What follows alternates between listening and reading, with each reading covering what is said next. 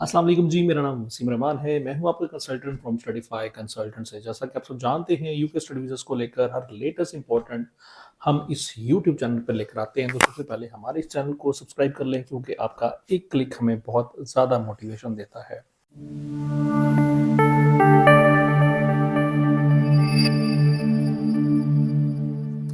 आज की इस वीडियो में मैं आपको गारंटी करता हूँ कि जो भी हमारी ये वीडियो कंप्लीट देख लेगा, उसको कोई भी और वीडियो देखने की ज़रूरत पड़ेगी नहीं, ज़रूरत पेश नहीं आएगी। आई मीन कि इस वीडियो में हम आपका कंप्लीट प्रोसेस हम यूके का आपको बताने लगे हैं। फीस को लेकर, इंडेक्स को लेकर, क्वालिफिकेशन को लेकर, डॉक्यूमेंट्स क्या रिक्वायरमेंट है और आपके बाद क्या प्रोसेस क्या है।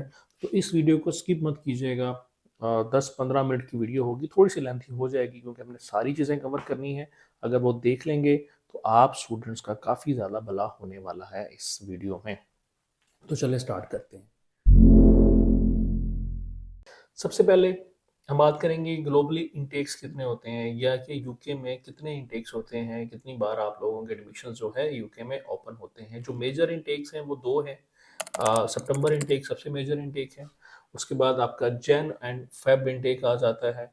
उसके बाद आपका जो है मई जून अप्रैल इंटेक्स में भी काफ़ी सारी यूनिवर्सिटीज ओपन होती हैं। इस टाइम हमारा मई इंटेक जो है वो चल रहा है।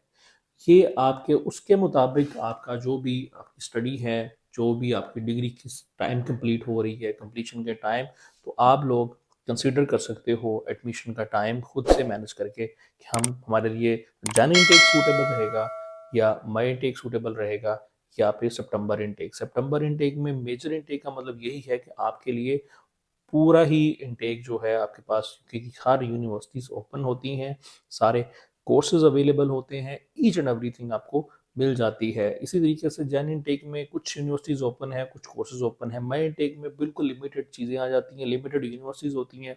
कुछ यूनिवर्सिटीज़ का ओनली एक कोर्स अवेलेबल है, कुछ यूनिवर्सिटी के 10 कोर्सेज अवेलेबल हैं, कुछ यूनिवर्सिटीज ओनली आर्ट्स लेती हैं, कुछ यूनिवर्सिटीज़ आपका अल्टरनेटिव इंग्लिश टेस्ट भी ले लेती हैं। ठीक है जी। क्वालिफिकेशंस की हम बात करें तो आप लोग पोस्ट ग्रेजुएट की मैं पहले बात करूंगा। पोस्ट ग्रेजुएट आपकी डिग्री जो है यूके में वो 1 ईयर की होती है, और इसका जो कोर्स होता है वो 9 मंथ्स का भी होता है, समटाइम आपका 1 ईयर का भी होता है, 10 मंथ्स का भी होता है। लेकिन जो आपको वीज़ा ग्रांट करती है एम्बेसी, वो 16 मंथ्स का होता है। ठीक है जी। और उसके बाद अगर यूजी प्रोग्राम के लिए हम बात करें तो अंडर ग्रेड प्रोग्राम की जो डिग्री होती है वो आप 3 इयर्स डिग्री प्रोग्राम होता है। इसमें टॉप अप ईयर भी होता है, 2 ईयर का, 1 ईयर का।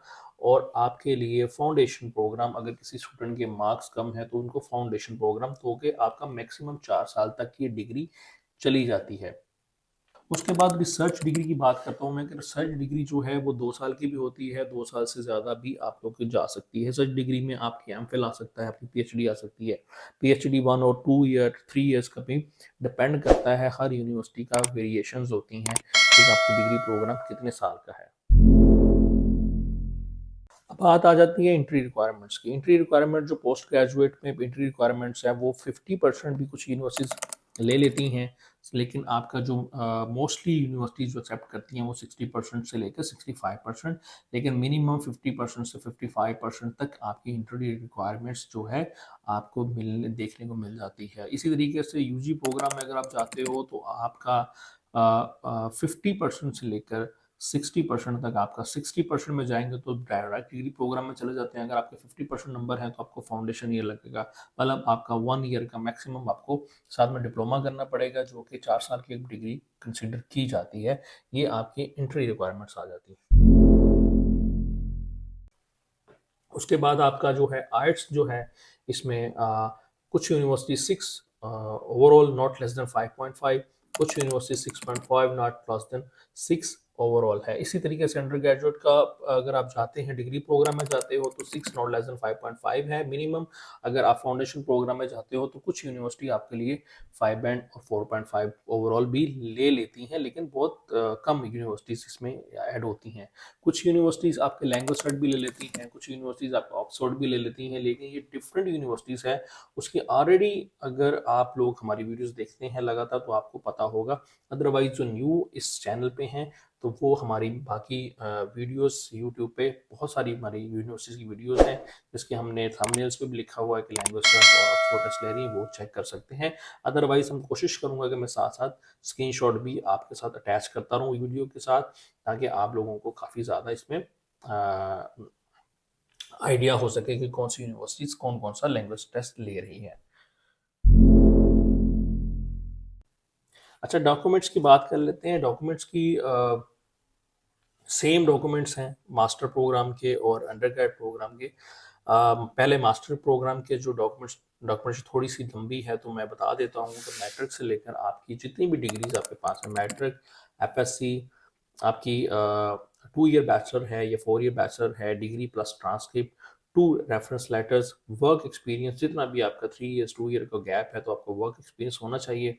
उसके बाद आपका पासपोर्ट है, आईडी कार्ड की कॉपी है, और इसके अलावा आपकी सीवी है और आपका स्टेटमेंट ऑफ पर्पस, जिसको हम एसओपी कहते हैं। ये आपके डॉक्यूमेंट्स होने चाहिए पोस्ट ग्रेजुएट प्रोग्राम के लिए। अगर मैं यूजी प्रोग्राम की बात करूं, तो आपके मैट्रिक और इंटर ट्रांसक्रिप्ट प्लस उनकी जो सर्टिफिकेट्स होते हैं मेन, जो जिसको हम सनद बोलते हैं, वो हो जाएगी। और उसमें 2 रेफरेंस लेटर भी लगेंगे, सीवी और एसओपी लगेंगी। और वर्क एक्सपीरियंस उनका भी हमें चाहिए होगा 100% फॉर द एडमिशन यूनिवर्सिटीज लेती हैं। अच्छा, यहाँ पे कुछ स्टूडेंट्स को डिग्री अभी तक नहीं मिली होती, वो उनके पास ट्रांसक्रिप्ट होती है, डिग्री उनके पास नहीं होती।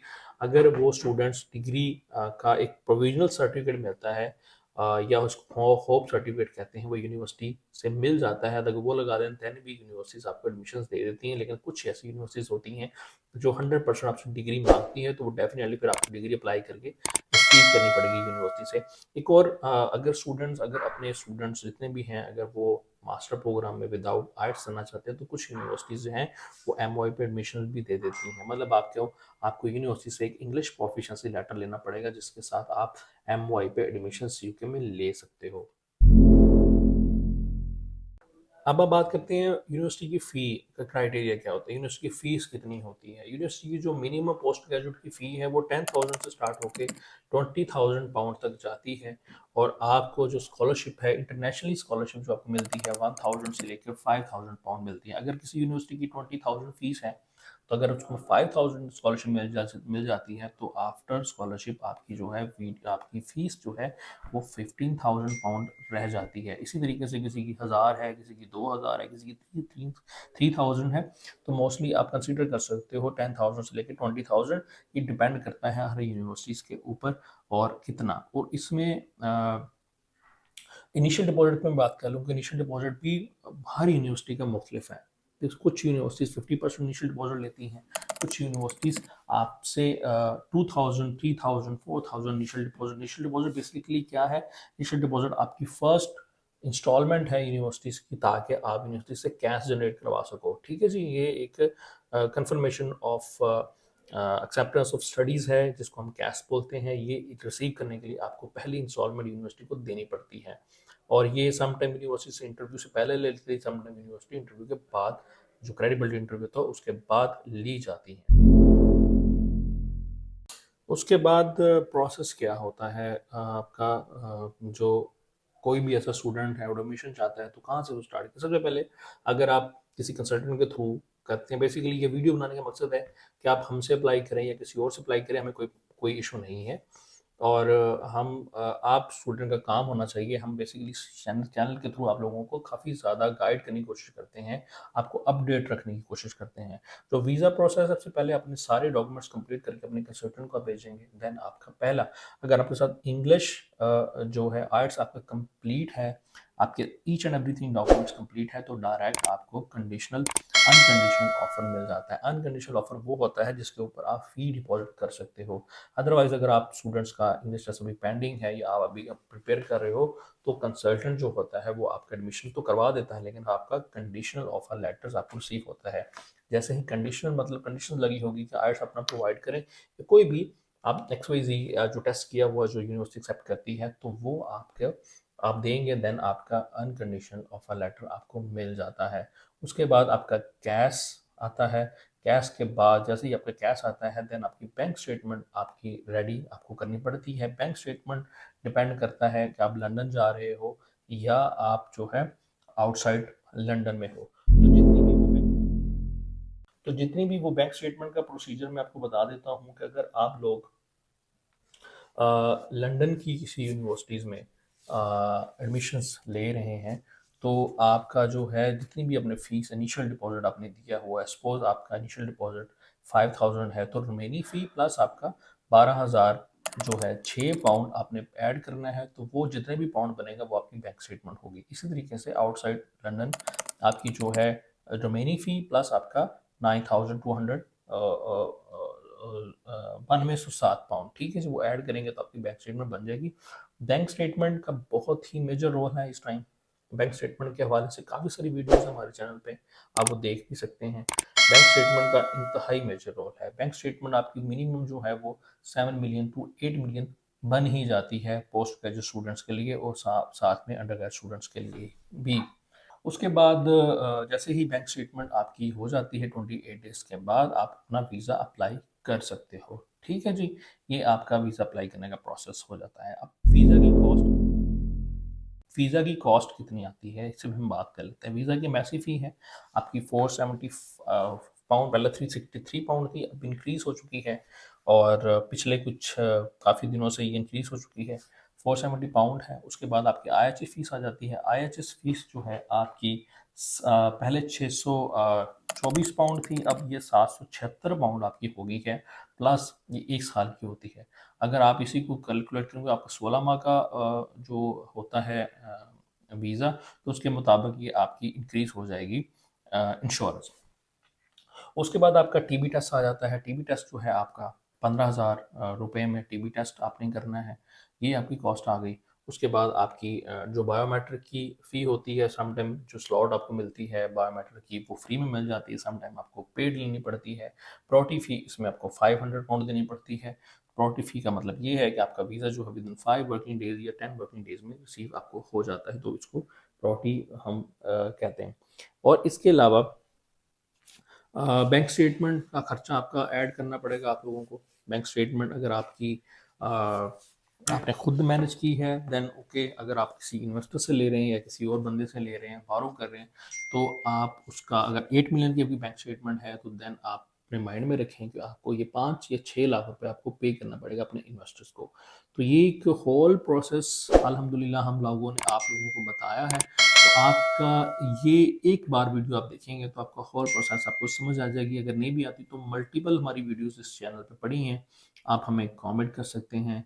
इसके अलावा हमारे व्हाट्सएप चैनल पे व्हाट्सएप पे मैसेज करके आप डिटेल्स हमसे दोबारा पूछ सकते हैं। हमारी टीम आपको हर तरीके से गाइड करेगी।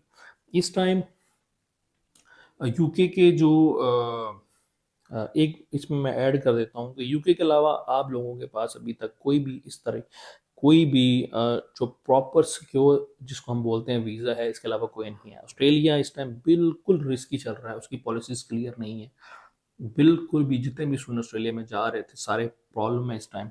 कनाडा की फीसें डबल हो चुकी हैं। 20,000 पाउंड जो है डॉलर, उसका जीएसटी अकाउंट हो गया है। 20,000 डॉलर मिनिमम फीस है कनाडा की। 70-80 लाख रुपए जो स्टूडेंट इतने पैसे लगा सकता है देन वही कनाडा मूव होगा। यूएसए स्टूडेंट वही जाता है जो ब्राइट स्टूडेंट है, जिसके इंग्लिश स्पीकिंग इंग्लिश स्किल्स अच्छे हैं, देन उसका भी वीज़ा रेशो आपको पता है 80-90% वीज़ा रेशो है। तो बचता क्या है आपका यूके। यूके में 100% वीज़ा रेशो चल रही है इस टाइम।